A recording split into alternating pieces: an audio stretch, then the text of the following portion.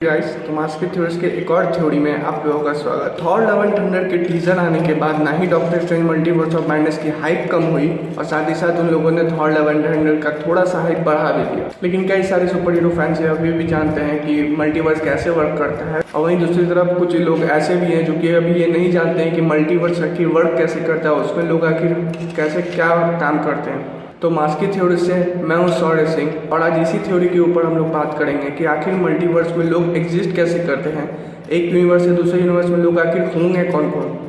तो बिना किसी देरी की अपनी थ्योरी शुरू करते हैं। मल्टीवर्स को समझने से पहले हम लोगों को एक और चीज़ समझना पड़ेगा जो कि है स्पाइडरवर्स। स्पाइडरवर्स में आखिर चीज़ें कैसे काम करती हैं, अगर ये क्लियर हो जाता है तो मल्टीवर्स खुद ब खुद क्लियर हो जाए। स्पाइडरवर्स कुछ ऐसे वर्क करता है कि अगर किसी एक यूनिवर्स में पीटर पार्कर स्पाइडरमैन है तो किसी दूसरे यूनिवर्स में भी ऐसा कोई ज़रूरी नहीं है कि पीटर पार्कर ही स्पाइडरमैन हो सकता है कि एक यूनिवर्स में पीटर पार्कर स्पाइडरमैन हो तो वहीं किसी एक यूनिवर्स में ग्वेन स्टेसी स्पाइडरमैन हो, या फिर माइल्स मोरालेस स्पाइडरमैन हो। माइल्स मोरालेस की तो ओरिजिन ही यही है कि जब तक उसके यूनिवर्स में स्पाइडरमैन की डेथ नहीं हो जाती तब तक माइल्स मोरालेस स्पाइडरमैन बनेगा ही। कॉमिक में इन सभी चीज़ों को लेकर के अलग अलग कहानियाँ हैं, लेकिन जो भी चीज़ मार्वल सिनेमैटिक यूनिवर्स में चल रहा है मैं उन सभी चीज़ों के ऊपर मैं थ्योरी बात कर रहा हूँ। क्योंकि स्पाइडरमैन नो वे होम में हम लोगों ने ये देखा ही पढ़कर ये स्पाइडरमैन है, अलग अलग यूनिवर्स से जो भी आए थे, लेकिन फिर भी उन सभी की शक्ल अलग अलग थी।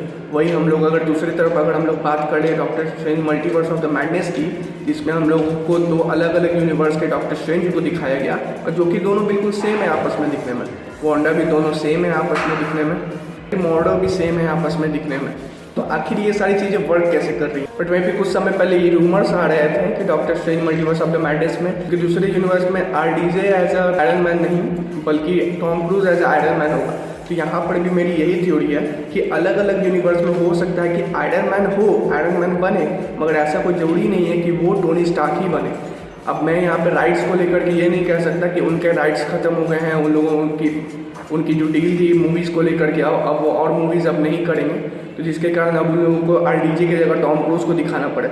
मेरी ये थ्योरी है कि अगर अलग यूनिवर्स में अगर आयरन मैन प्रेजेंट है तो ऐसा कोई ज़रूरी नहीं कि टोनी स्टार्क ही आयरन मैन बना हो सकता है कि उस गुफे में कोई और चला गया हो या कुछ और कहानी हो, या फिर वो टोनी स्टार्क से इंस्पायर होकर के उसने खुद को वैसा लुक रखा हो या खुद को वैसा आयरन मैन बनाया हो। क्योंकि स्पाइडरवर्स की एक कहानी में ऐसा भी होता है। एक कॉमिक बुक आई थी जिसका नाम था स्पाइडरमैन इशू 2099, जिसमें ऐसा ही कुछ होता है कि उसमें स्पाइडरमैन का एक फ़ैन होता है जिसको कि खुद एक रेडियो एक्टिव स्पाइडर ने काटा होता है, और वो उस स्पाइडरमैन वो ओरिजिनल स्पाइडरमैन से यानी पीटर पार्कर से इंस्पायर होकर के उसने खुद को स्पाइडरमैन बनाया होता है, और उसके अंदर से भी ऑर्गेनिक वेब निकलते हैं। तो हो सकता है कि मल्टीवर्स में कुछ ऐसा ही हम लोगों को दिखाया जाए, यहाँ की अलग अलग जगहों पे अलग अलग डॉक्टर स्ट्रेंज हो, वांडा हो, मोर्डा हो, वॉन्ग हो, लेकिन फिर भी इन सभी जगहों पे अलग अलग लोग नहीं दिखाए गए। अगर मैं यहाँ पे व्हाट इफ का एग्जांपल लूँ तो व्हाट इफ में हम लोग को अलग अलग कैरेक्टर इसलिए नहीं दिखाया गया क्योंकि लोग ज़्यादा कंफ्यूज ना हो। वैसे भी एंशिएंट वन ने ये कहा था कि डॉक्टर स्ट्रेंज का ये